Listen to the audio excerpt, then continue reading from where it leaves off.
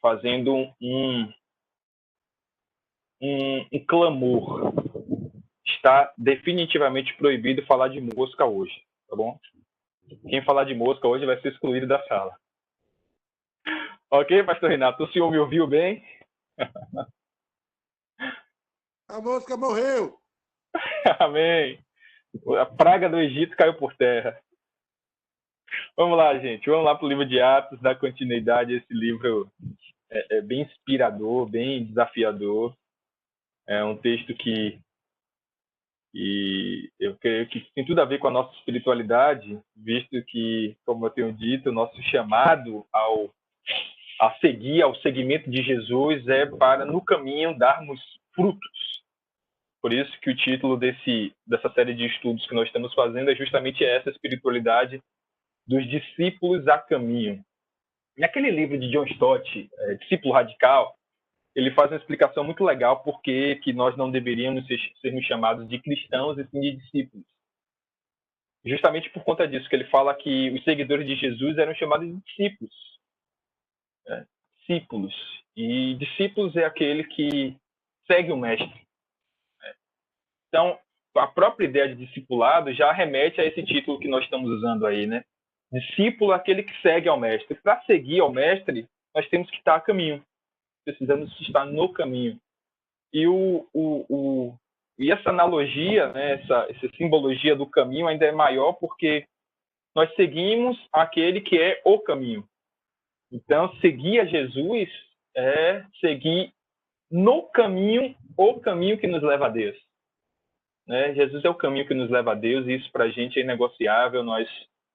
E tem dimensões muito grandiosas falar que Jesus é o caminho, porque se a gente entender que o caminho de acesso a Deus é a nossa religião, né, o religare, nós entendemos que todas as estruturas religiosas, ela cai por terra diante do Cristo. Porque nós não acreditamos que entre nós e Deus existem dogmas, existem ritos, existem performances, existe somente o Cristo para a gente. Entre nós e Deus está o Cristo. E nada mais ocupa esse lugar para nós que somos cristãos. Nada. A gente entende que todas as outras coisas podem auxiliar nesse processo. Então, a igreja local auxilia, a nossa denominação auxilia, o pastor, o padre, quem quer que seja, auxilia, mas o que está de fato entre nós e o Deus eterno é o Cristo. Ele é o único mediador entre Deus e os homens. Por isso que ele é o caminho. Ele não é um caminho, ele é o caminho, ele é a verdade, ele é a vida. Todas as outras coisas cooperam, podem cooperar, não que ele não... deixa eu explicar isso. Não que ele não seja suficiente, ele é suficiente. Mas essas coisas nos auxiliam a ir a ele. Então, quando a gente fala assim que a igreja coopera, não é coopera nesse processo, porque o Cristo é suficiente. A igreja coopera com a gente, para que a gente enxergue cada vez mais o Cristo. É o que eu sempre digo sobre a função do pastor. Qual é a função do pastor na comunidade? Fazer Cristo conhecido. Então, toda liderança religiosa, toda estrutura, todo programa de uma igreja, tudo que a igreja faz e é para fazer Cristo conhecido. Porque ele é suficiente. Ele é o caminho. Então, nossas programações, nossos estudos, nossa estrutura, nossa dinâmica, nosso propósito é fazer Cristo conhecido, porque ele é o caminho. Então, nós somos esses discípulos que estamos no caminho do caminho. É o livro de Atos que nós estamos estudando. Vamos lá. Nós chegamos na aula 3, né?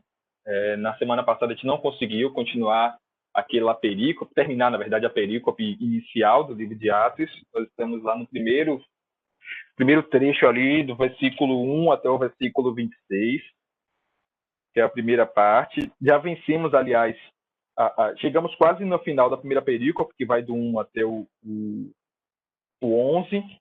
Nós vamos tentar terminar ela, versículos 9 e 12, que é a ascensão. E seguir essa ordem, né? Ascensão, depois a comunhão, depois a escolha de Matias. Vamos ver se a gente consegue vencer ela hoje.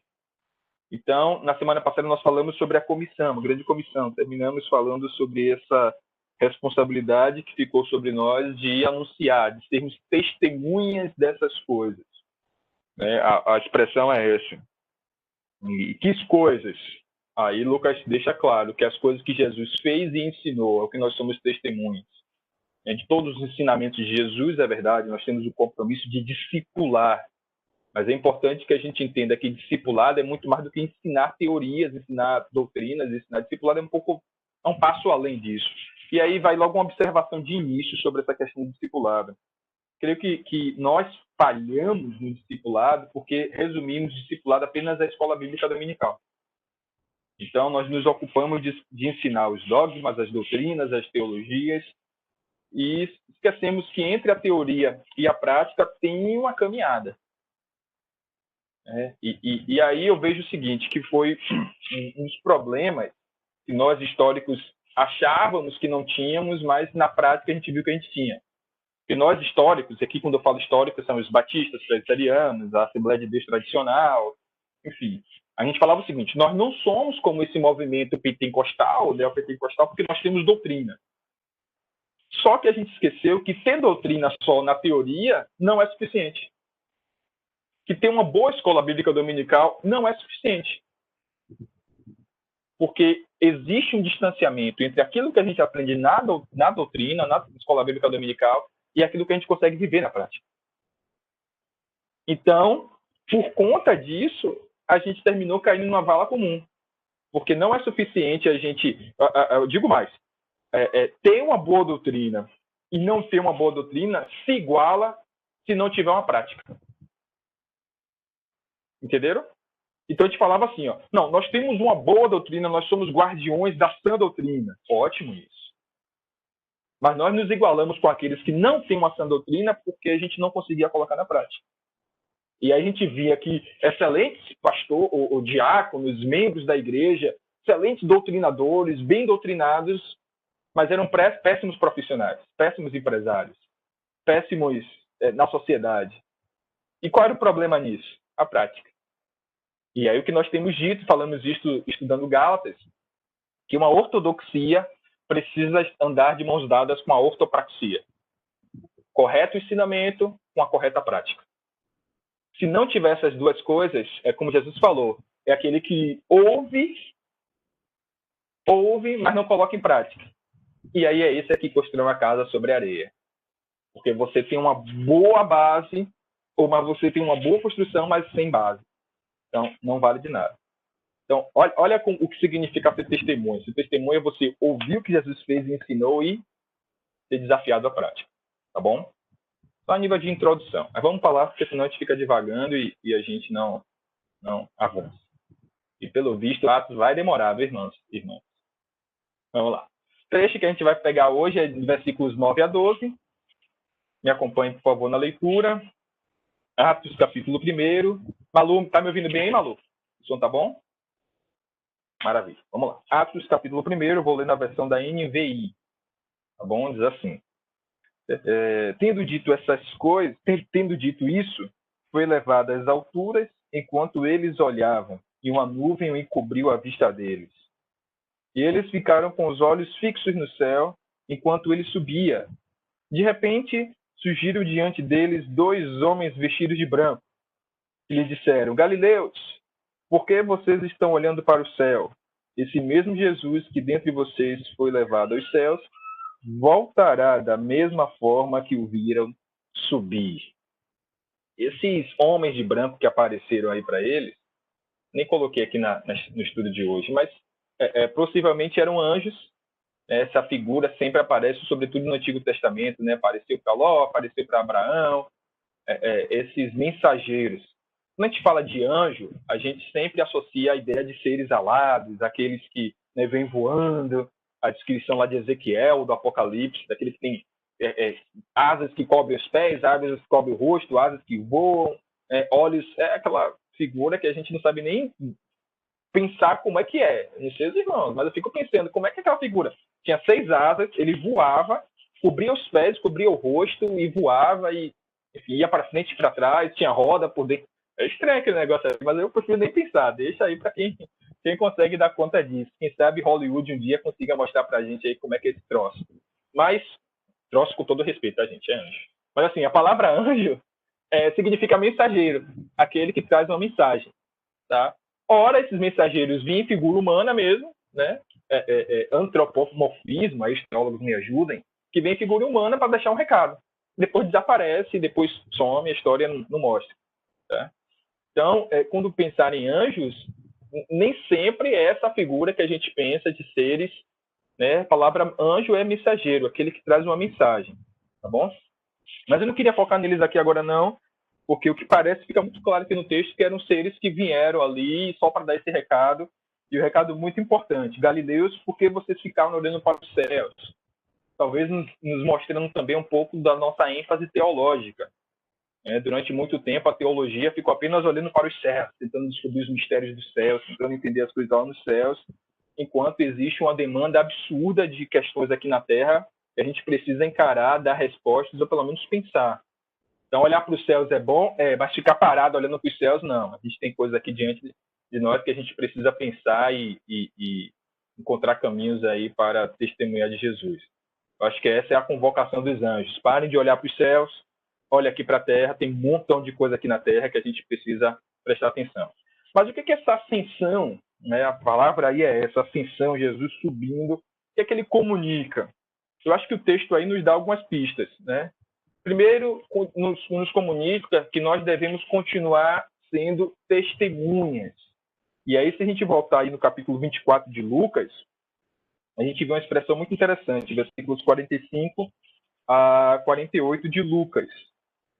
Lá no finalzinho já, o mesmo relato, Jesus logo depois que aparece para eles, eu estou lá, Lucas 24, versículo 45, se você puder me acompanhar, diz assim: Então lhes abriu o entendimento para que pudesse compreender as Escrituras, e lhes disse, está escrito, aqui o finalzinho da experiência dos discípulos no caminho de Emaús, tá bom? Lucas 24, verso 45.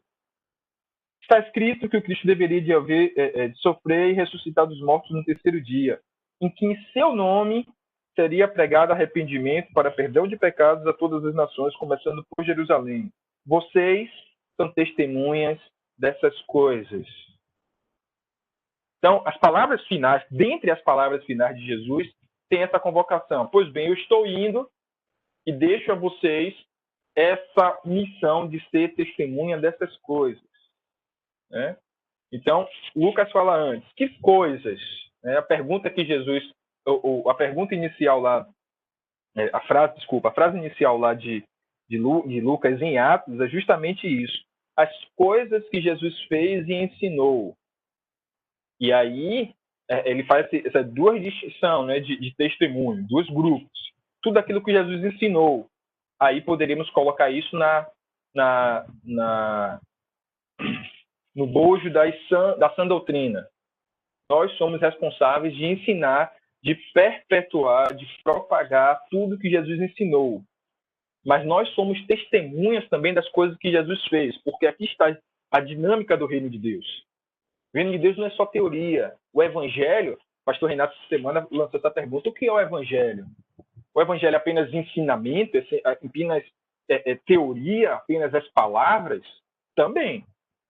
Mas o evangelho são novas realidades criadas a partir do ensinamento. Como assim? Nós estamos anunciando que Jesus Cristo é o Senhor, sobre tudo e sobre todos. Se Ele é o Senhor da minha vida, Ele é o Senhor daquilo que eu sou, daquilo que eu tenho e daquilo que eu faço. Se todas essas três dimensões estiverem submissas a Cristo, necessariamente eu crio novos ambientes. Por exemplo, ambiente profissional. Eu vou entender que naquele ambiente profissional é um instrumento que Deus me deu para ser testemunha dele. É o que eu gosto de falar sobre aquela palavra de Jesus de ser sal da terra e luz do mundo. Ele fala que o cristão é como a sal da terra e luz do mundo. E aí, sal, para evitar a corrupção, para evitar a deteriorização, então nós estamos comprometidos com a justiça. E luz. Como assim luz? Aí Jesus fala, pois bem, ninguém acende uma luz e coloca debaixo de uma vasilha. É isso que Jesus fala? Debaixo da mesa, tal, debaixo de um alqueire. Mas no velador. De modo que ilumine a todos que estão ali. Como é que eu leio isso, gente? E eu recomendaria para vocês. Se nós somos como luz, nós somos luz incendiadas, acesos pelo Cristo. Certo? O que nós somos é testemunha de outro. Nós não damos testemunha de nós mesmos, nós testemunhamos de outro. E esse outro que nós testemunhamos nos coloca em lugares através dos quais nós iluminamos a outras pessoas. É o que Jesus fala. Ou seja, aquilo que eu sou, o que eu faço, está comprometido com o reino de Deus, de modo que onde o Senhor me coloca para que eu seja e para que eu faça alguma coisa, ele faz com o intuito de iluminar todos que estão ali. De modo que, em sendo profissional, independente da área, estou usando só apenas, inicialmente, a figura do profissional, tá, gente? Sendo profissional, o lugar que eu estou plantado para iluminar todos que estão ali. Para que todos que estejam ali saibam que ali tem um testemunho de Jesus. Entendeu aí, gente? Eu ficou confuso. É o que Jesus fala. Ninguém acende a lâmpada, ou seja, ninguém prepara algo para encandecer, para iluminar e esconde. Não. Jesus faz isso para que outras pessoas vejam. De modo que onde eu estou plantado, onde eu estiver plantado, estou ali para iluminar as pessoas que estão ao meu redor. Iluminar com o quê? Eu gosto daquela explicação de Lucas lá. Cafarnaum, cidade a caminho do mar, o povo que vivia em trevas viu uma grande luz. Né? Que grande luz é esse? Foi o Cristo que caminhou pelas terras de Cafarnaum. Que iluminação é essa? O testemunho do Cristo. As pessoas que estão ao nosso redor vão ouvir a mensagem através daquilo que nós falamos, mas vai ouvir a mensagem também, preste atenção nisso. Eles vão ouvir a mensagem por aquilo que somos e por aquilo que fazemos. Então, sei lá, no seu ambiente de trabalho, tem dezenas de profissionais, mas comprometidos com o reino de Deus, talvez só esteja você. Fazer como você faz, só você. Porque você é melhor do que eles? Talvez tecnicamente não. Mas os seus princípios estão comprometidos com o reino de Deus. Então é assim que eu leio. Ninguém acende uma candeia e coloca debaixo da vasilha. Que nós somos essas candeias, essas lâmpadas que Cristo nos incendiou para iluminar outras pessoas. Isso é testemunhar de Jesus. De modo que a mensagem do Evangelho é muito mais do que aquilo que a gente fala. Que é até paradoxal isso, né? Ou talvez contraditório. Porque se fosse suficiente falar, a nossa vida não teria tanto impacto. Às vezes o que a gente fala, o que a gente faz está desconectado.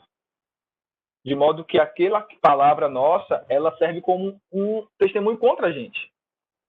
É por isso que é importante falar, pensar e fazer. Aquilo que eu falo, aquilo que eu sou e aquilo que eu faço. Integridade é isso. Tá? Então, vamos lá. Primeira coisa, cartas vivas. Exato, Bruno. Cartas vivas. Então, a primeira coisa que essa ascensão de Jesus comunica é isso. Olha, eu estou indo, mas deixa essa tarefa para vocês aí. Vocês serão minhas testemunhas. Uma outra coisa é justamente o início do ministério apostólico. E aí tem dois textos que eu gostaria de ler. Eu vou pedir que alguém leia, aliás. Atos 24, 49 e Atos 1, 8. Quem achar primeiro aí, lê. Primeiro Atos 24, depois... Lucas 24. Desculpa. Exato. Eu estava testando vocês, Antônio. Leia pra gente. Eu estava aberto em Lucas e fui lá para Atos. Lucas 24, Antônio. 24, Lucas 24, 49 diz o seguinte: E eis que sobre vós envio a promessa de meu Pai. Ficai, porém, na cidade de Jerusalém, até que do alto sejais revestido de poder. Exato. Em Atos 1:8, quem pode ler aí, você vê que ele repete exatamente a mesma coisa. Mas recebereis poder ao descer sobre vós o Espírito Santo, e sereis minhas testemunhas, tanto em Jerusalém, como em toda a Judeia e Samaria, e até aos confins da terra. Amém. Obrigado, gente. Então, assim, duas coisas que eu destaquei pra gente. Primeiro é o início desse trabalho, ou seja, olha, eu estou indo, vocês serão minhas testemunhas, e o start, o ponto inicial, o começo será quando vocês forem revestidos de poder. Tá? Então, aí inicia o ministério apostólico da igreja. Por que o ministério apostólico? Começa com os apóstolos, depois vai propagando com os demais cristãos. Tá? E uma coisa que é fato, que todos nós precisamos entender, e aí outra coisa que eu tenho falado bastante. O reino de Deus, gente, isso, talvez se a gente entendesse isso, um montão de problemas a gente teria evitado. E o que é? O que é? No reino de Deus, o ser precede o fazer. Como assim? Não é já sair fazendo algo para Deus. Se eu fizer algo para Deus sem antes ser revestido de poder, corre um sério risco de eu estar fazendo algo que não tem nada a ver com o reino de Deus. Deus deixa claro, eu não quero que vocês saiam, não quero que vocês façam nada antes que do alto vocês sejam revestidos de poder. Por quê, gente? Porque se eu não fizer as coisas do reino de Deus impregnados do Espírito de Deus, eu estou fazendo algo, provavelmente com um sério risco de estar fazendo algo para o meu próprio reino, para a minha própria glória, para a minha própria exaltação. E talvez esteja justamente aí a fonte de um montão de problemas que a gente encontra na igreja. Pessoas que não entendem que tudo que é feito na igreja é feito para a glória de Deus. Nós não somos senhores de nada. Não é o meu ministério, não é o meu grupo, não existe isso. Não existe. E por que isso acontece, gente? Porque as pessoas querem fazer antes de ser uma nova criatura. Primeiro somos revestidos de poder. Primeiro o Pentecostes acontece. Primeiro o Espírito vem sobre nós. E depois a gente faz. Não pode inverter essa lógica. Não podemos inverter esse passo. É uma questão é como disciplina de faculdade, com pré-requisito. Você não pode fazer a disciplina 2 se você não fizer a 1. Se não for revestido de poder, você não será habilitado para fazer nada no reino de Deus. E é por isso que é importante aquele tempo de novo convertido. O que eu preciso fazer? Sentar e ouvir. Bom, tenta, aprende, vai aprendendo, tem experiências, participe dos cultos, depois faz.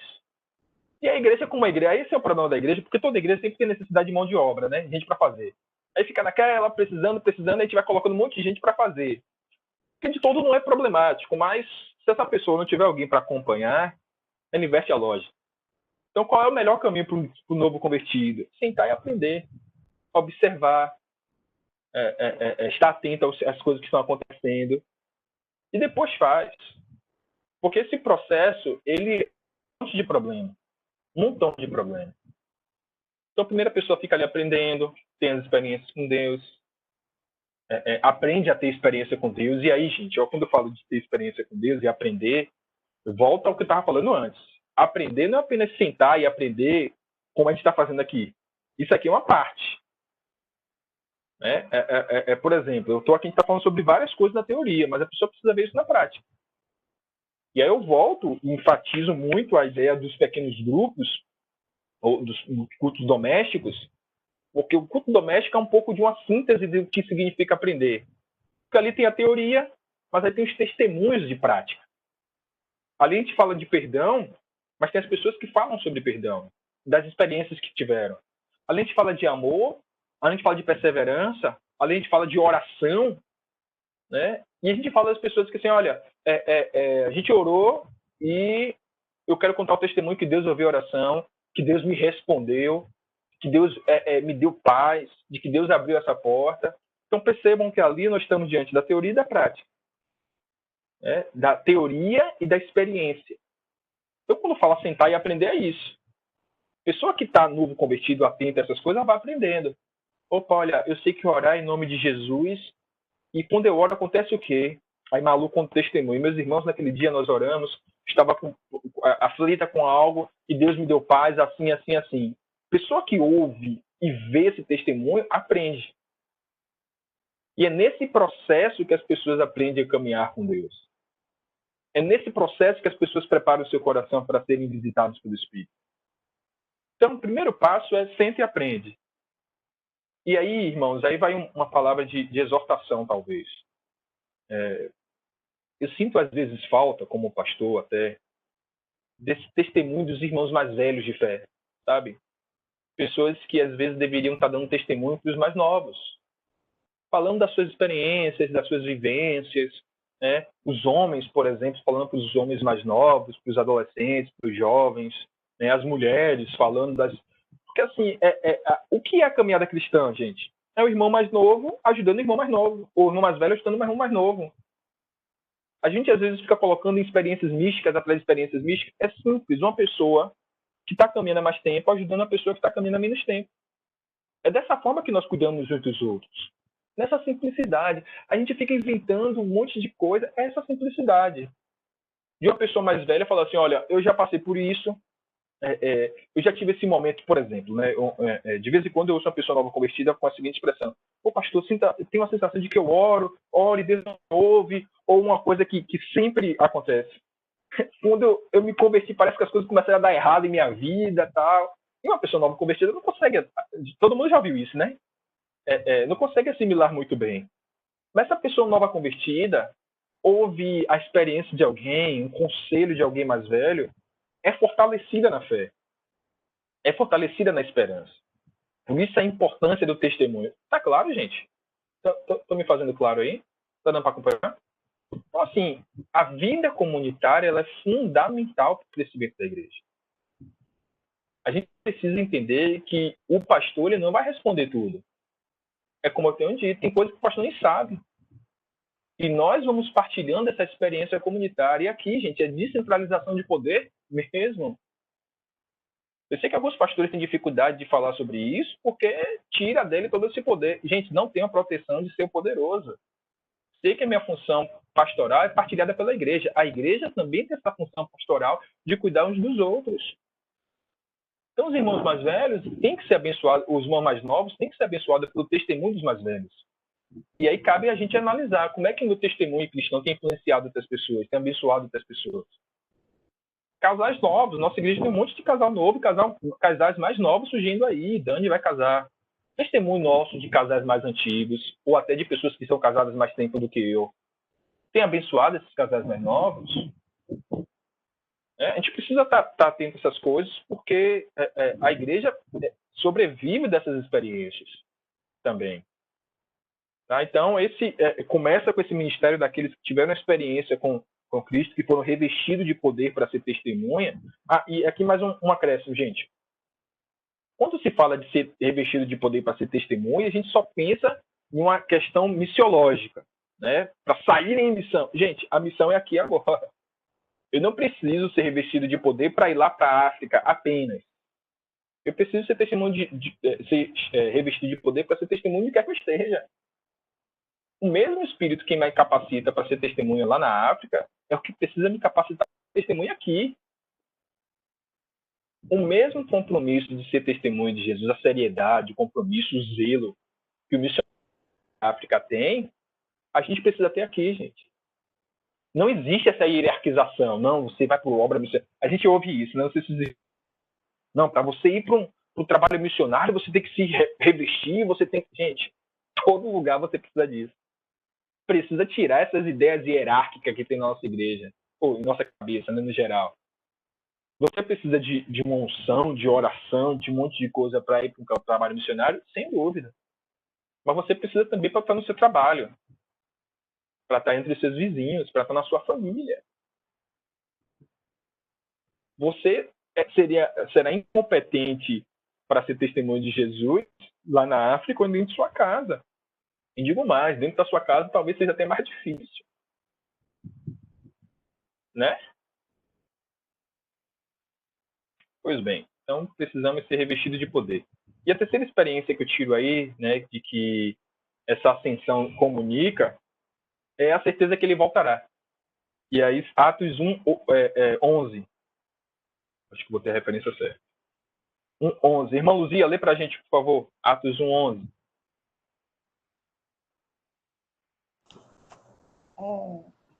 E lhes disseram: varões galileus, por que estáis olhando para as alturas? Esse Jesus que dentre vós foi assunto ao céu, virá do modo...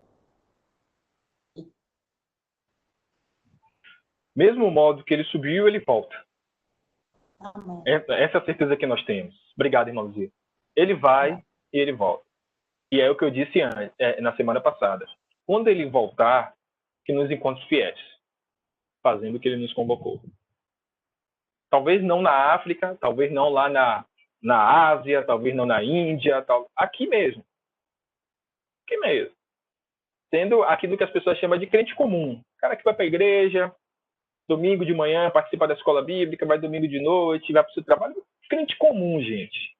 Mas fiel a Jesus. A gente cria essa hierarquia de que parece que um pastor, né? O cara saiu do seu lugar, foi ser pastor não sei aonde, foi missionário. Ele não é mais não, gente. Ele é igualzinho a você, que não saiu de nada, que seguiu a vida normal, né?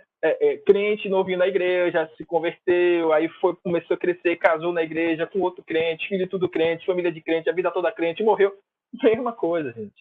Não é menos. Eu lembro que uma vez eu vi um pastor fazendo o seguinte comentário interessante. Ele falou que, às vezes, a gente fica ouvindo aquele testemunho do cara que foi ex alguma coisa, né? E aí aquela mudança radical, ele era bandidão, e aí se encontrou com Jesus e teve aquela mudança, e aí começou a ter testemunho, teve experiências grandiosas. E aí o cara que não teve nada, só crente mesmo, normal, vai para a igreja no domingo, vai para o seu trabalho na segunda, trabalha, cuida da sua família, é uma vida normal. E aí fica olhando, rapaz, aquilo que é vida, né? O cara, né, faz coisas extraordinárias, dá testemunho, multidão segue o cara, ele consegue dar testemunha. E aí olha para aquele cara e fala, aquele ali é um crente. Eu não, eu sou. Gente, tira a hierarquização da nossa cabeça. Que o Senhor me encontre fiel fazendo aquilo que Ele me confiou. Que Ele me encontre fiel sendo lâmpada onde Ele me colocou. É importante a vida dos missionários que vão lá para longe, que tem aquelas histórias extraordinárias, né? Parece filme de Hollywood, a vida do cara, né? É bom ele, glória a Deus. Mas é bom você também. Que não tem grandes histórias para contar, mas que é fiel a Jesus, tenta ser comprometido com Jesus. Ponto. Não existe uma hierarquização na igreja. O pastor não tem mais compromisso que vocês. Tem que ter igual, todo mundo. O mesmo compromisso que o pastor tem, o pessoal que vai conduzir o louvor deve ter, o pessoal que é responsável pelo culto das crianças deve ter, o pessoal que cuida dos departamentos da igreja deve ter, e aquele que não cuida de nada, que não tem nenhuma responsabilidade na igreja, mas é crente, deve ter também. Nós somos irmãos, todos extremamente necessitados da graça de Deus, visitados pelo mesmo Espírito, com a única coisa que nos diferencia, que são os nossos dons. O pastor tem um dom, o pessoal do louvor tem outro dom, o pessoal do cultinho tem um outro dom, o pessoal que não tem nenhum dom na igreja, mas tem dom lá na sociedade. Eu sou professor, não existe dom com maior poder de influência na sociedade do que um professor. Porque um professor está ali para ensinar coisas, mas está para ensinar a vida também. O problema do nosso sistema educacional no Brasil é que isso resumiu a experiência de sala de aula à experiência de sala de aula. Como se ali tivesse um fim em si mesmo. Não tem. Aquilo ali é uma ponte para a vida. É um instrumento, uma sala de preparo para a vida. Quantas pessoas são cheias de conteúdo e vazios de vida? E essa pessoa encontra um professor que é crente, que é professor de matemática, mas que ensina matemática e ensina a viver, ensina a respeitar as pessoas, ensina sobre o temor do Senhor. O que é que você faz? Eu sou secretário de uma empresa. Eu só fico cuidando de parte burocrática. Tem 1000 pessoas que fazem isso. Mas pessoas que cuidam da parte burocrática, mas que vê o ser humano como alguém que é a imagem e semelhança de Deus e carente da graça de Deus, são aqueles que foram impactados pelo Espírito que o visita. Então você pode falar assim, a minha vida foi apagadinha. Meu texto não tem nenhuma grande história para falar. De experiência de oração que eu orei e alguém que estava com câncer foi curado. Não tenho nada disso para contar, gente. Então você tem uma história de alguém que caminhou com Jesus. E isso é suficiente, gente, porque o extraordinário é Jesus, não os nossos performances. Não os nossos grandes feitos. O extraordinário é Jesus. Se a gente puder falar de Jesus de um modo extraordinário, já é suficiente. Paixão, sabe? Quando você fala e seus olhos brilham. Então, é o que as pessoas precisam.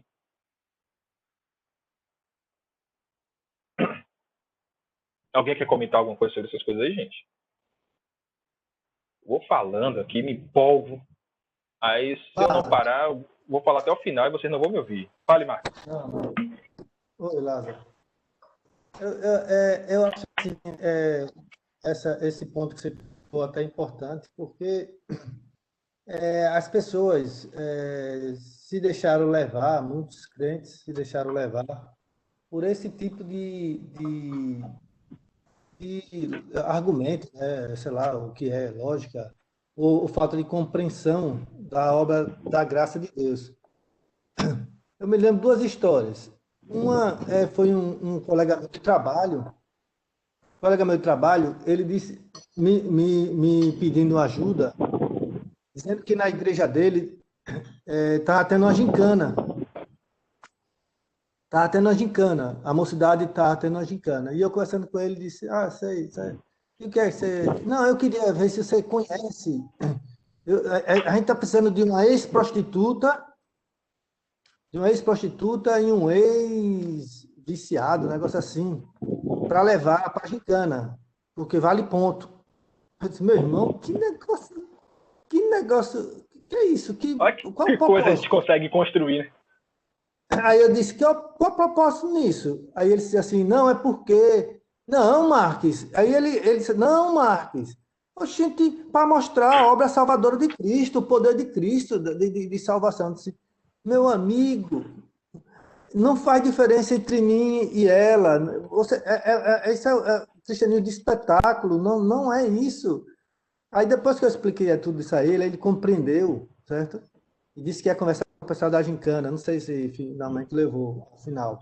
E tinha na igreja que eu frequentava antes, tinha um presbítero que ele gostava desse tipo de coisa. Então ele levou uma vez uma mulher ex-presidiária. A mulher contou, rapaz, tanta desgraça que ela fez. E é um absurdo esse tipo. Como quem nós. Veja só como isso é um erro de interpretação da graça. Como quem nós, por não termos matado ninguém. É o cara do ônibus, né? Eu poderia estar matando, eu poderia estar roubando, eu poderia estar estuprando, eu poderia estar não sei o quê, mas agora eu sou crente. Você está entendendo? Vale a mesma coisa, eu sou crente, ou seja, é mérito meu, é meu mérito. É meu mérito. Meus pecados não são tão grandes. Dois homens no templo, né? Aqueles dois homens no templo. O judeu dizendo, eu não sou tão pecador como esse samaritano. Tudo não mais. sou como os demais homens, né? E aí, uma outra questão relacionada a essa era da ingenuidade cristã, certo? É baseado nesse erro teológico, nessa má compreensão da graça que nós temos, que muitos, eu me lembro, esse é o segundo ponto, a minha concunhada, chegando aqui, que foi para um show aqui em Aracaju, o cara eu não vou citar o nome, era ex-membro de uma banda de rock aqui, conhecida nacional no Brasil, né? Ele veio fazer um show aqui e ela dizendo na maior normalidade, ele contando todas as desgraças que as aventuras da vida dele, né? Que se envolveu com droga, com mulher, sexo, não sei o que, bababá. E agora conheço Jesus. E agora eu estou dedicando minha vida a Jesus e agora eu só quero saber de Jesus, inclusive lancei um desafio para Jesus, já restituí tudo que eu perdi, e agora o meu desafio com Jesus, eu quero que vocês me ajudem, é comprar um avião para eu pregar o evangelho em toda a parte desse país. E fez uma coleta, e essa mulher me contando na maior naturalidade. Eu disse, meu Deus, que ingenuidade. Então, como nós somos ingênuos, né? Ou como você disse, uma ortodoxia nos leva a uma ortopraxia, né? Então, se nós tivermos os fundamentos, não tivermos raízes bem fundamentadas, nós seremos levados, né, conforme o vento, né? Conforme o vento de doutrinas, ou má interpretação, ou tudo mais. Era só isso aí que eu não podia deixar passar. Exato, Marcos, exato. E assim, gente, eu não estamos dizendo que o testemunho não é importante. O testemunho é importante. Mas o testemunho da comunidade. Por exemplo, o testemunho da irmã Luzia, que anda com a gente, que a gente conhece, de Neto, que é o seminarista da nossa igreja, que a gente sabe quem é. Aí vem alguém de fora e conta a história, e assim, gente, eu vou dizer uma coisa para vocês. Eu já passei experiência suficiente para não me encantar com aqueles discursos que vêm de fora. Vou contar só uma experiência, não vou citar nomes também, de um testemunho que eu ouvi uma vez. Eu, em Salvador, foi contar um testemunho, alguém foi contar um testemunho lá, mirabolante, extraordinário, eu vou ouvir, né? E aí eu vi esse cara em 2 lugares. E esse mesmo testemunho, dependendo do lugar que ele estava falando, tinha ênfase e construções. Então ele falava de uma forma, de um jeito, de uma cor, o mesmo fato, e de outro lugar ele contava o mesmo testemunho já de uma outra forma. De modo que ficou muito claro que era um discurso muito arrumado que ele fazia. Que ele sabia para quem ele estava jogando. Então, assim, não quero nem entrar no mérito se está falando verdade ou mentira, mas, assim, às vezes não passa de um espetáculo, porque o pessoal sabe o que encanta as pessoas. Sabe o que encanta. Então, assim, gente, é como uma frase que Marx falou aí que eu te passo um destaque. Uma pessoa que era drogada, que era bandido, que era prostituta, que era qualquer coisa que a sociedade coloca como bem absurda, ela era tão pecadora como eu. Que no fim nunca matei ninguém, nunca roubei, nunca usei drogas, mas sou carente da graça do Cristo. É isso que a gente acredita. Uma pessoa que era ex alguma coisa bizarra dessa aí e se converteu, ele experimentou da mesma graça que a gente experimenta. Ele foi visitado pelo mesmo Cristo que visita a gente. E lá no céu não vai ter uma hierarquia que ele vai morar mais no andar superior, na cobertura. Existe isso, vamos tirar isso da cabeça. Então, quando eu falo de experiência e testemunho, é essa vivência que o irmão que é crente consegue, por exemplo, conduzir a sua família a partir do Evangelho. Uma mulher que é crente que consegue conduzir o seu casamento à luz do Evangelho. Uma pessoa que é crente consegue viver no seu ambiente de trabalho sendo um testemunho do Evangelho. Eu vou contar uma experiência minha, gente, me permitam. Desculpe. Essa semana, eu recebi um WhatsApp de uma pessoa que já tem anos que eu não falo. Uma garota, ela está morando nos Estados Unidos agora, estava precisando falar comigo. Mas tá bom, eu atendi essa garota lá em Salvador uma vez. Um jovem que eu conheço há muitos anos, de uma outra igreja, me ligou um determinado, há 5 anos atrás, não sei. Falou, pastor, tem uma jovem que eu conheci e que ela está precisando conversar contigo. Eu falei, você não leva para o seu pastor? Não, eu acho que só você para conversar com ela. Leve lá. E aí eu atendi ela, conversei, uma jovem rica de Salvador, muito rica, e estava com grandes conflitos na família, problema seríssimo, envolvia dinheiro, envolvia briga na família, e que estava buscando a Jesus, né? Desde pequena, lia a Bíblia, aquela sede. E estava em crise. E eu atendi ela, aconselhei, orei por ela, orei pelos pais dela, bom, foi embora, acabou. Depois esse tempo todo ela fez contato comigo. E aí é estranho, porque eu tinha anos, eu nem sabia que eu tinha mais o contato dela, mandou mensagem para mim no WhatsApp. Eu, quiser conversar, marcamos horário, tivemos dificuldade, ela estava nos Estados Unidos, eu fiz horário e tal. Aí conversei com ela ontem à noite, sexta-noite. E ela falou o seguinte, das coisas que ela falou, conversou bastante, falou que a família continuou com problema e tal, mas ela falou o seguinte, pastor, olha só, nesse período que a gente se falou, eu visitei milhares de igrejas. Milhares de igrejas. Fui para várias igrejas no Brasil, aqui nos Estados Unidos eu estou morando. Aprendi, ouvi, li muita coisa, mas eu queria que o senhor me falasse, porque você me falou com a simplicidade do Evangelho que me fez crer. Hoje estou com dificuldade de crer porque ela está frequentando a Bola de Neve lá nos Estados Unidos. Ela falou assim, eu vejo tanta coisa grandiosa, sabe? E que fala comigo, mas falta simplicidade. E aqui você me deu uma paz muito grande, porque às vezes a gente fica atrás de espetáculos, gente. A gente fica atrás de né, coisas grandiosas e aí a gente fica naquela, né? Alguém que o pastor tem que andar com tal roupa, tem que ter tal discurso, tem que ter tal performance, tem que impostar a voz. Aí um homem de Deus. Gente, já passou o tempo para a gente superar isso. Não é aparência. Aliás, desde Samuel lá com Davi, que Deus não se encanta com aparência. Nós que ficamos encantados. A frase que ela falou me marcou. Foi a simplicidade que você falou. Falou com simplicidade. Então, assim, o que é que eu tenho de mais? Nada, gente. Do que os outros? Nada. Mas a gente precisa entender que o Evangelho está na simplicidade de um ato. E todos nós podemos ser testemunhas. Não é sobre grande performance, gente. Não é sobre grandes coisas. O grande da vida cristã é o nosso Deus, não somos nós. Um avião para dar testemunho. Será que Deus precisa mesmo de um avião para dar testemunho? Se ele não nos der um avião, a gente não vai conseguir ter testemunha? Parar com isso, gente.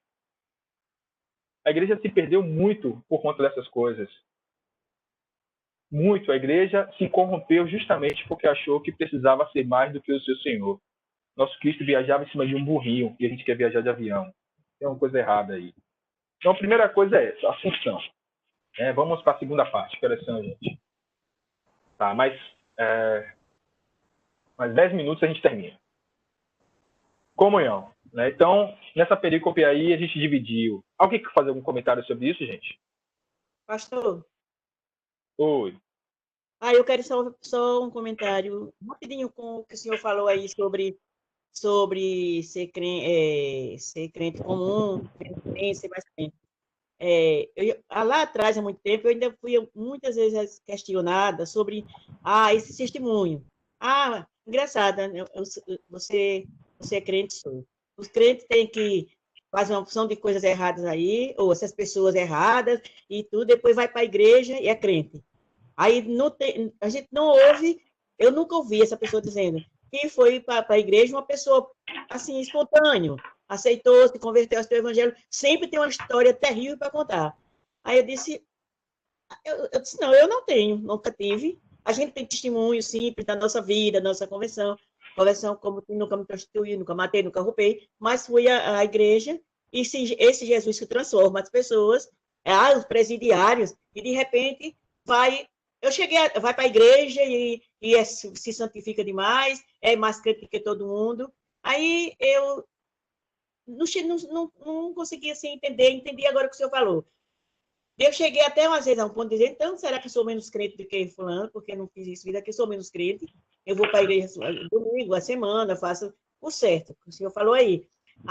Então, crente comum, mas não deixa de ser mais crente, nem menos crente do que esses que vieram lá do mundo terríveis e que se converteram. Então, eu não sou crente, eu sou menos crente do que essas pessoas. Eu chegava, teve várias vezes que eu cheguei a ficar assim, balanceada, pensando assim, não, eu não tenho essas coisas todas para contar, eu não tenho essas coisas todas para demonstrar, então será que eu não sou tanto quanto? Aí foi que eu fui entendendo, até acho que uma vez eu até comentei com o senhor, que eu ia muito a eventos assim que tinha ali no mercado, e cantava de fora e dava aqueles testemunhos tão grandes, como o Lázaro mesmo,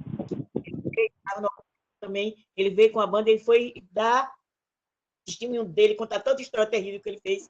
E as pessoas aplaudindo e batendo palma, e os jovens principalmente, e aquelas coisas. Então, eu sempre fui para os eventos, eu sempre ia, eu tinha condição de saúde suficiente e ia. E aí, sempre tinha umas histórias assim. Aí eu ficava dentro de mim, eu não sou menos crente, eu não sou tão crente assim, não. Eu não tenho essas coisas, não vou contando, mas será que eu não sou? Mas eu tenho fé e acredito. E aí eu fui conversando e vendo que, e agora completei, entendi melhor o senhor falando, que precisa ser extraordinário ou menos para ser crente. O certo é fazer aquilo que Jesus ensinou. É o certo, é o correto, é o caminho certo. Chegou até a ser questionada, uma vez a gente falando sobre música romântica e tudo, irmã, pode estar falando dessas músicas, até uma música de Roberto Carlos, pode estar falando dessas músicas não, do mundo, essas coisas assim não pode mais, de maneira nenhuma, é pecado, e essa pessoa que fez esse santo, não estou falando nada demais, uma vez a gente comentando sobre aquela música de Conceição, eu me lembro, que as músicas antigas tinham letra, e a melodia e tudo, essa mesma pessoa, não foi muito tempo para sair da igreja e cair no mundo. Essa pessoa que chegou para mim, chegou para outra irmã e alertou, assim, a gente assim, porque nós estávamos falando sobre músicas, sobre letra de música e sobre músicas românticas. Essa pessoa foi logo para o mundo. Então, vinha, assim, não, você não pode fazer isso, você não pode fazer isso, não pode nem falar isso, não. Cheguei ao ponto de dizer, pronto, não vou nem poder mais ligar meu som, nem ligar meu rádio, assim, para ouvir alguma música, eu vou desligar, porque não posso, porque agora eu sou crente, e não posso mais ouvir uma música, quando música que tem letra e melodia, não tem nada mais, a não ser aquelas de duplo sentido, essas coisas, tudo bem. Aí, eu fui explicar para ele, para essa pessoa, que não era assim, até era um rapaz, que não era isso, não. E ele estava com tanta sede, com tanta coisa, com tanta exortação, e chamando muitas pessoas a atenção sobre isso, que logo ele foi para o mundo novamente. Então, eu aprendi e cheguei à conclusão que o senhor falou aí. Não é ser mais crente, nem menos crente, nem ter o testemunho, que se é verdade, se não é. A gente vê testemunho de pastores de diácono, de várias pessoas que estão hoje no Evangelho, já escutei números que fizeram coisas terríveis e estão no caminho do Senhor. Então, eu não sou menos crente do que ele e vice-versa. Então, Exato. a gente aprende que a gente está no caminho certo.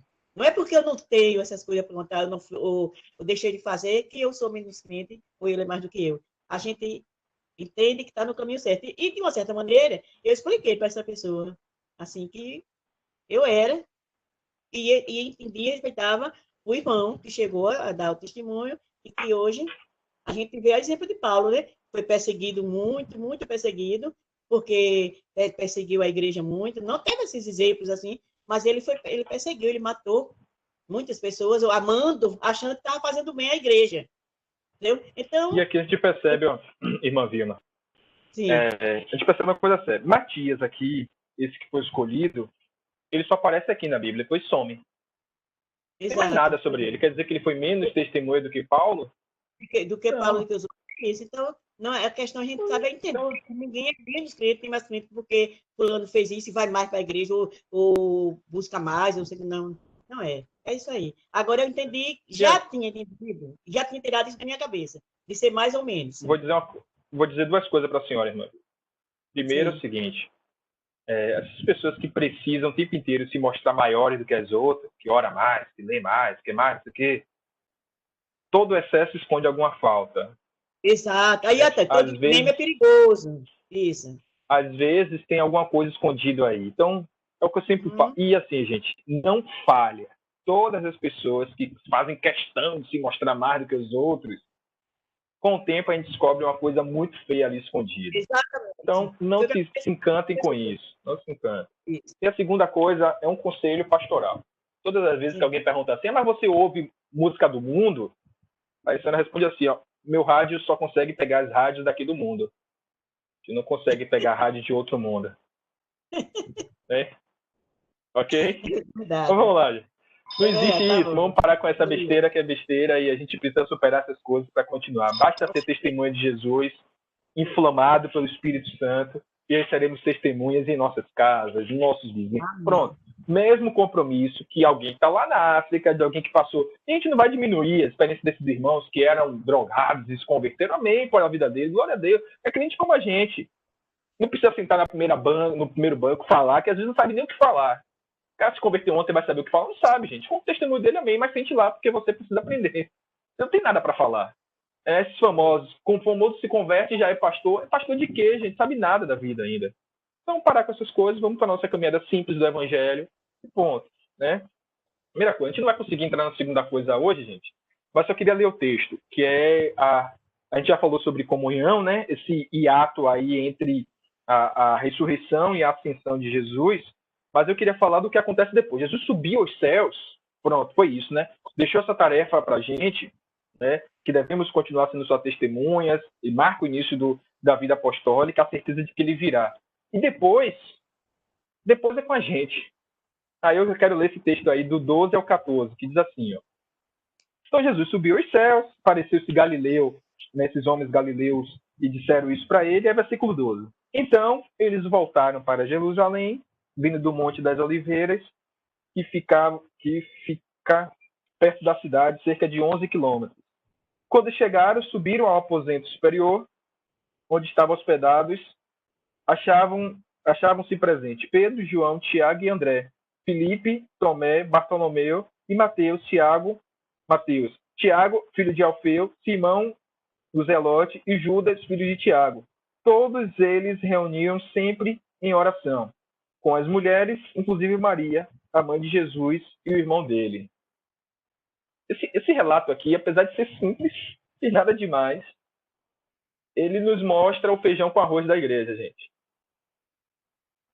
E aqui, nessa simplicidade, nessa aparência falta de extraordinário, o que eles fizeram? Pronto, Jesus morreu, subiu aos céus, deixou a gente a missão, o que a gente vai fazer? A gente vai voltar para casa. A gente vai voltar para o normal. A gente vai voltar para o usual. E aqui está justamente o desafio do discipulado.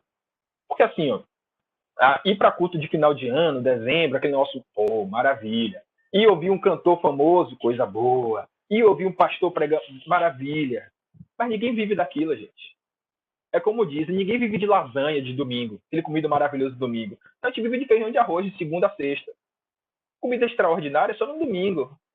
Mas o que sustenta seus filhos, sua família? O que te sustenta? É o feijão e arroz. O feijão, às vezes, que você faz na segunda para vários dias da semana. É o arrozinho meio que sem graça, aquele arroz normal que você faz. Aquela comida extraordinária de final de semana não sustenta. É algo pontual. O dia a dia comum mesmo é que dá sustento mesmo a gente. É aquela comida que a gente fala, não é muito boa não, mas a gente tem que comer, então a gente tem que comer porque é isso que dá saúde a gente. Fígado, né? Quem gosta de fígado, a gente precisa comer fígado. As crianças reclamam porque tem que comer folha, tem que comer verdura, mas é aquilo que sustenta. Então a gente fica extraordinário. É uma coisa que eu falo, que graças a Deus eu estou extremamente vacinado. O pessoal tudo elogiando, o pastor Levi pregando no domingo, que maravilhosa. Aí eu, é isso aí, estou aqui pregando todo domingo, tem gente que nem fala. Aí o pastor Levi vem pregar uma vez só e ele é extraordinário. Mas estou em paz, tá, gente? Fiquem tranquilos, não fico triste com isso, não. Fiquem na paz. Mas assim, eu sei que é bom ouvir o pastor Levi, é bom ouvir o João Camargo, mas vocês têm todo dia eu e Neto aqui, vocês vão ter que dar satisfeito com eu e Neto. É bom ouvir Neto também, né? Né, Neto? Pastor Ednísio. É o que vocês têm, deem pro satisfeito, que assim, ó. Não é isso, irmã? Porque assim, ó, quando vocês tiverem um problema, não vai ser o pastor Levi que vai visitar você, vai ser o Neto, eu, o pastor Renato. Não é isso? Então, assim, e assim, gente, eu falei brincando, eu tô em paz com isso mesmo, glória a Deus, eu acho maravilhoso a gente ouvir pessoas, me abençoou também, e eu farei de tudo para trazer os pastores que eu conheço que são melhores do que eu para pregar, e não tenho dificuldade com isso, falei brincando, tô em paz, absolutamente em paz com isso. Mas assim, o que nos dá sustância? É isso que a gente está fazendo aqui. É o dia a dia, a simplicidade, a gente não precisa ficar construindo todas as vezes uma coisa extraordinária para atrair pessoas para a igreja, isso não é o nosso propósito. Uma vez ou outra até vai trazer uma pessoa melhor, uma pessoa mais preparada. Não tem problema a gente reconhecer que eles são melhores do que eu, não tem dificuldade nenhuma, gente. Mas eu sei que a gente não vive de aniversário. A gente não vive dessas coisas extraordinárias. E eu vou destacar 3 pontos aqui, desse trechinho aqui, aparentemente sem grandes coisas, mas que nos ajuda no dia da igreja. E eu destaco e a gente termina. O que a gente aprende dessa comunhão? Primeiro, qual a importância da comunhão para uma igreja? Primeiro, eles tinham um porto seguro. Depois que aconteceram tudo, e eles ficaram meio confusos, eles voltaram para a igreja. Porque aqui a gente pode tirar esse lugar aqui como uma igreja. Depois que terminaram, eles voltaram para Jerusalém e para o lugar que eles estavam hospedados. Porque eles sabiam que ali era o porto seguro deles. Então assim, beleza, vocês viram, ok, mas o que é que te dá sustância mesmo? É o seu porto seguro. É o que eu falo. Tem problema ouvir esses pregadores de internet, pregadores de televisão, de rádio, não tem problema nenhum, gente. Mas quem doutrina a igreja não são eles. Quem vai te ajudar nas crises, nas dificuldades, não serão eles. Então é bom ouvi-los, mas saiba quem discipula o seu coração. Quem é que é sua igreja local. Isso é importante a gente saber o que é nosso porto seguro. Porque assim, às vezes eu ouço algumas pessoas, pastor fulano está falando tal coisa, e eu vejo que tal coisa tem nada a ver com o evangelho, e o pastor fulano tal falou só porque ele jogou para a torcida, ele falou porque as pessoas gostam de ouvir. E o pastor da sua igreja é aquele que vai falar coisas que você vai gostar de ouvir, e vai falar coisas que você vai ficar só ali, ó. Eita, não queria ouvir isso hoje não. Mas que é necessário para o crescimento. É como uma criança, um filho pequeno, que você no domingo vai fazer uma lasanha e vai deixar ele comer uma besteira, mas na segunda-feira você vai obrigar ele a comer folha e verdura porque é bom para ele. E ele vai espernear, ele não vai gostar, ele não vai querer comer. Mas você, como pai, como responsável, como mãe, entende que é necessário. A mesma coisa a vivência da igreja local, um porto seguro, que vai te dar coisas que você vai amar ouvir, que você vai sair radiante e vai exortar você, dizer, ó, você está errado, você precisa mudar isso para ser testemunho de Jesus. Um porto seguro. Segunda coisa, ele é um lugar da oração. É um lugar que você vai orar e vai ter um dia que você vai chegar tão arriado da vida que você vai querer apenas que alguém ore por você. Que você vai apenas falar assim, olha, eu não estou nem conseguindo orar, gente, por favor, orem por mim. Ou não é isso. Vai ter um momento que o pessoal vai assim, gente, vamos ficar de pé para louvar, e você vai assim, ó, vai ficar de pé só para não ficar sentado. Mas não vai nem conseguir louvar. E é esse lugar que nos ajuda na caminhada. Como eu falei, um irmão ajudando o outro. Não tem ninguém melhor do que a gente aqui. Vai ter domingo que você vai para a igreja só pela força do hábito. Se você pudesse mesmo, você ficar em casa. Mas se você ficar em casa, vai ter o irmão que vai te ligar, ô, irmão Luzia, você sempre está na EBD, sente sua falta hoje. E aquele pastor daquela mega igreja, se você faltar, ele não vai nem saber que você faltou. Aquele que vai tocar no teatro, ele nem vai saber se você foi ou não. Mas quem sente falta e nos ajuda na caminhada é a nossa igreja local. Né, que vai olhar pela câmera ali e fala, ih, rapaz, Neto tá com a cara meio triste hoje, vou ligar para Neto terminando aqui. E por que ele percebeu isso de Neto? Porque ele já viu Neto outros dias, porque ele sabe que é Neto. Né? Ele sabe da vida. Então, é esse porto seguro que é a igreja local. E por fim, gente, para terminar aqui, para a gente almoçar, eles fortaleciam uns aos outros. É o que eu vejo aqui no final, ó, nessa última frase aí, versículo 13, aliás. Depois que ele fala das pessoas, desculpa, versículo 14. Todos eles se reuniam sempre, estavam sempre reunidos, em oração. E aí, olha no finalzinho depois, com as mulheres, inclusive Maria. Como é que estava o coração de Maria ali, gente? Mesmo querendo tudo isso. Ela viu o filho dela sendo torturado. Como é que ela estava naquele momento? Mesmo crendo, mesmo, né, sabendo que ele era o filho de Deus, mesmo ele estava sabendo tudo. Mas ela viu o filho dela sendo daquele jeito espancado. Imagine como é que ela estava ali. Mas ela estava na igreja dela. Os irmãos, as irmãs acolhendo, orando, ajudando. Esse lugar do fortalecimento uns dos outros. É por isso que nós precisamos valorizar a nossa igreja local, gente. Luto intenso, profundo. Né? Imagine quantas noites ela deitada para dormir e vem na mente dela tudo aquilo que ela viu. Ah, mas era o Cristo, né? Haveria de passar por todas essas coisas, mas é filho dela. O garoto que ela viu crescer, que ela amamentou, é filho dela. Mas ela estava ali, sendo acolhida e fortalecida pelos seus irmãos de fé. Uma coisa. Então, Pastor Lázaro, pode falar.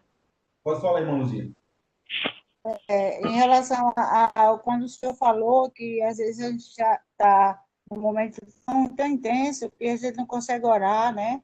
E não falar nada, mas o coração da gente está recebendo toda a mensagem que está sendo falada pelos outros irmãos, seja um louvor, uma oração. A gente não expressa porque está tão difícil aquele momento, né? E a gente está vivendo aquilo ali mais importante do que eu estivesse falando. Eu sinto isso. E o senhor falou também aí da presença de Maria no meio lá, né, dos discípulos. Eu acho que naquele momento ela não podia expressar nada, ela só recebia, né, as mensagens e absorvia no coração dela. O quanto ela estava precisando de ouvir, não de falar. Exato. E Exatamente. acredito também, todos esses pontos relacionados à comunhão.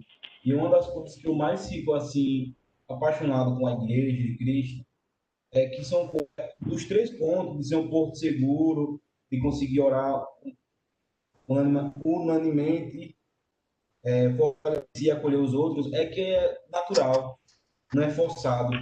Não é uma coisa que você pensa, não, eu vou fazer, eu vou chegar lá, vou virar amigo da irmã Malu, eu vou começar a falar com ela, e daqui a uma semana eu já vou estar mais perto dela. E é o que me deixa mais fascinado com a comunidade de Cristo, é que é uma coisa natural. Acontece sem planejar, só acontece, entendeu? E eu acredito que foi exatamente isso com o próprio Jesus e os discípulos, né? Foi durante a caminhada, foi durante a jornada que aconteceu. Né? Não foi nada premeditado, não, eu vou começar, eu vou falar com fulano, eu vou falar com fulano, vou virar amigo dele. Não, tudo isso acontece da maneira natural. Eu acredito que é um dos pontos, na minha opinião, que mais me deixa fascinado com a caminhada cristã, é que isso acontece de maneira natural, não forçado, não planejado, né? Não é uma coisa que você vai muito, quer muito aqui, não. Então, eu acredito que todos esses pontos aí é porque é natural, acontece durante a caminhada cristã em Cristo, é que vai proporcionando, vai lapidando essa comunidade, essa comunhão. E é por isso realmente que eu, quando eu vejo o livro de Atos, entendo isso, né? Que acontece da maneira natural, flui da maneira natural. Exatamente, Neto. Exatamente. E assim, gente, eu quero terminar falando disso, né? A gente dá essa importância à nossa igreja local. E parece muito que eu fico tentando legislar em causa própria, visto que eu sou um pastor da igreja, né? Mas assim, eu falo dessa importância da igreja construída entre nós, né? Que nós construímos juntos, que nós experimentamos juntos, que nós como é que eu posso falar?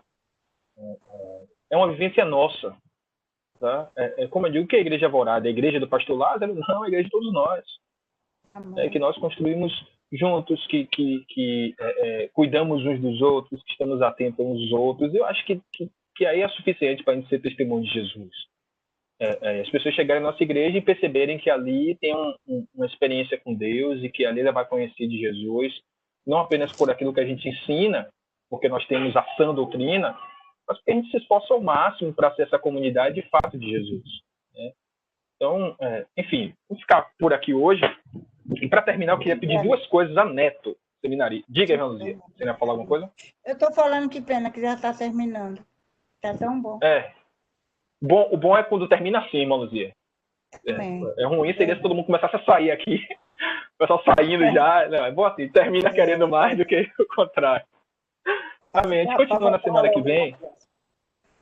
Oi? Para voltar rapidinho na próxima e entrar logo no começo. Para ouvir tudo. Pronto, exatamente. Gente, antes... Oi. Quem é?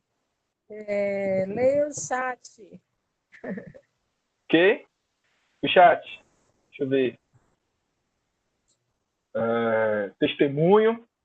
Essa simplicidade é tudo para nós. Glória a Deus. Luta intenso. Igreja local, nosso porto seguro. Não há profeta sem honra, senão entre os seus da sua própria família. Exato. Glória a Deus pela leveza da nossa comunhão. Glória a Deus. Amém. Que delícia. Glória a Deus, essa leveza. Oi. Eu sou o contrário da irmã Luzia, mas a irmã Luzia disse que é no começo, sou a primeira, e geralmente não fico até o final. Hoje eu fiquei até o final. Não, eu não estou fazendo crítica, não, pelo amor de Deus. Não, é o que eu estou falando, porque assim... Irmã Não, um momentinho. Não, eu estou dizendo o contrário, eu sempre saio antes. Eu não estou lhe criticando, pelo contrário. Eu estou dizendo, sou eu mesma. Eu sempre saio, eu sempre falo, pastor, eu não consigo ficar até o final. Quando eu assintar os comentários, tudo eu saio, vou adiantar o almoço, tal, eu estou criticando eu. Mas eu entro no início, pego as coisas do início, aí eu estou dizendo, eu estou ao contrário da senhora, eu entro no início, mas saio antes. Entendeu? E hoje eu consegui ficar. Não estou lhe criticando, Olha não. só. Irmã Vilma, eu não entro depois. Hoje foi para trazer uns 3, 4 minutos. Os irmãos estão aí presentes. Eu acho assim, que entrar... a gente não quer perder nenhum segundo da vida. Sair com a necessidade. Mas o assunto hoje assim, estava assim, tão abençoado, tão profundo, tão ensinador, como dizem, né? Ensinador. Ensinador, já inventei essa palavra. E eu estou dando glória a Deus. Vendo, pastor? Lázaro. Aí é para você ficar sabendo como todo mundo gostou e sempre gosta da sua pregação. Ainda bem que eu estou gravando aqui, que eu vou mandar para Levi. Eita, glória, Ô, pastor Lázaro. Licença aí uma palavra, é o seguinte, sem crítica, entendeu? Foi bênção, pastor Levi, tudo, eu participei assistindo dos 2 cultos que ele pregou, palavra abençoadora, né? Também muito ajudadora para a nossa vida. Mais uma vez, o senhor pregou lá na igreja, lá na Alvorada, lá na igreja é bom, né? Lá no templo, que um sermão para fazer dura dias, semanas, às vezes, né? E um pregador que vem para fazer uma conferência, ele já tem um sermão pronto, ele já tem tudo ali prontinho. E não é a primeira, nem a segunda, nem vai ser a última vez que ele vai pregar em cima daquela palavra. Então, é mais fácil, como o senhor já enfatizou isso, chegar um pastor e pregar uma mensagem num culto, que seja aniversário, que seja casamento, um culto festivo, do que trabalhar assim, né? Um texto durante uma semana, durante um mês, durante tanto tempo, o tempo que durar, a gente tem que perseverar em participar para absorver os conhecimentos. E de uma outra vez que o senhor for pregar no Atos primeiro, a gente já está familiarizado com o texto. É mais fácil. A diferença é que aí, de fazer um sermão e ficar pregando ele em várias igrejas, ele já prontinho, em trabalhar um texto para aqueles dias. Bem, vou contar um segredo pastoral aqui, minha irmã. Vou contar um segredo pastoral. Toda vez que eu for convidada para pregar fora, eu prego um sermão que eu já preguei. Você está fazendo. Mas a mensagem não deixa de ser nova, né? Tem sempre alguém para aprender. Glória a Deus, gente. Darley, ia falar alguma coisa aí. Oi? Pastorado contou um segredo. Segredo, meu irmão. Que pra mim não é segredo, não. O Neto já fez isso. O Neto também já fez isso. Minha gente, mas a palavra de Deus não é para pregar uma vez só, aquela mensagem. É para pregar várias vezes, né? Aí o pessoal ouve. A irmã Vilma falou de uma música de Alberto Carlos, da década de 60, que ouve ainda hoje a mesma música. E não pode ser sermão, tem que ser uma vez só. Que negócio é esse? Misericórdia. É velha a irmã Vilma, viu?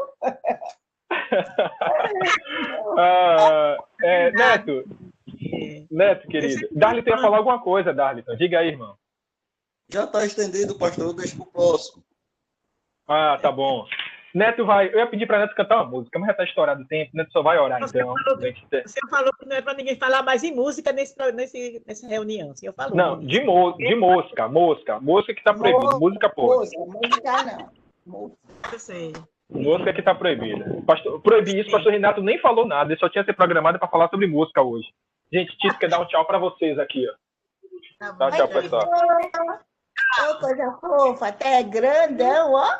Olha lá. Eu tô falando com você, eu falei. Falei, oi, gente.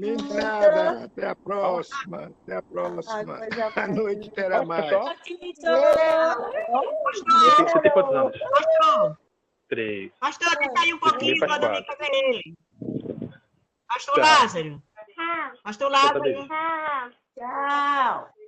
Tá, Pastor Lázaro. Ele tá sem o microfone. Lázaro.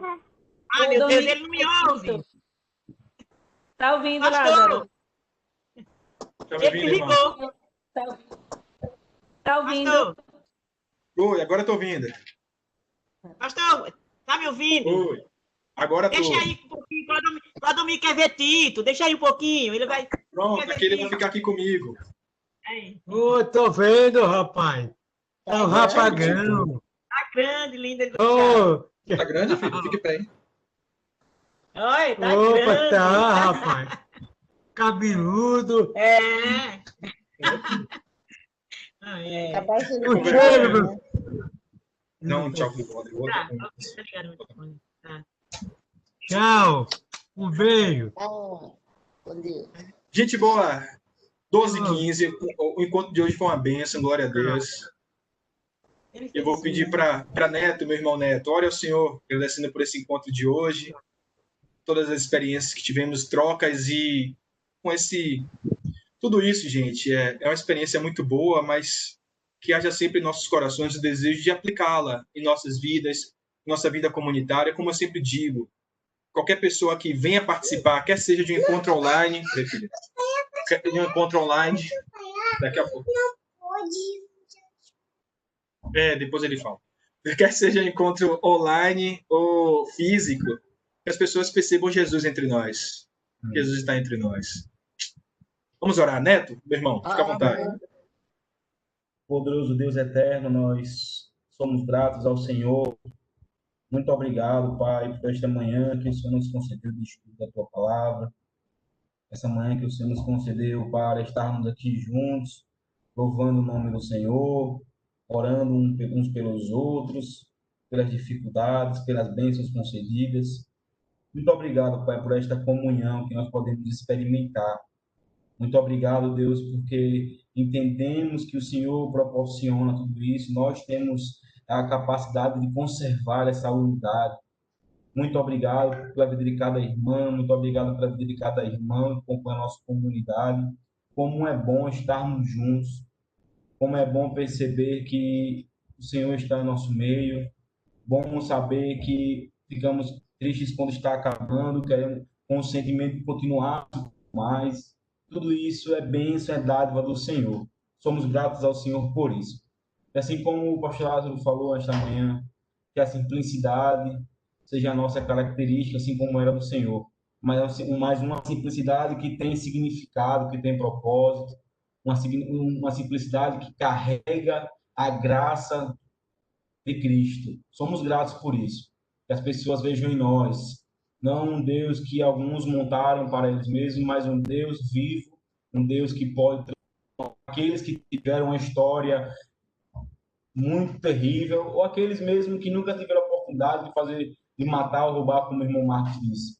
Mas todos esses foram alcançados e estes foram alcançados pela mesma graça.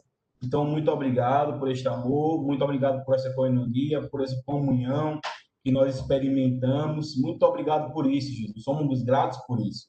Que o Senhor nos dê um dia, esse dia na tua presença, que à noite celebremos ao Senhor mais uma vez. Somos gratos por sentirmos isso, esse sentimento de comunhão, de gostar de estar perto. Acredito que uma das características da caminhada cristã é quando nós estamos alegres em estarmos juntos. Então, muito obrigado por isso. Abençoa a nossa comunidade, a nossa igreja. Louvamos o teu nome e oramos. Em nome daquele que vive. Amém. Amém. Amém. Gente boa. Tchau, gente. Até a noite.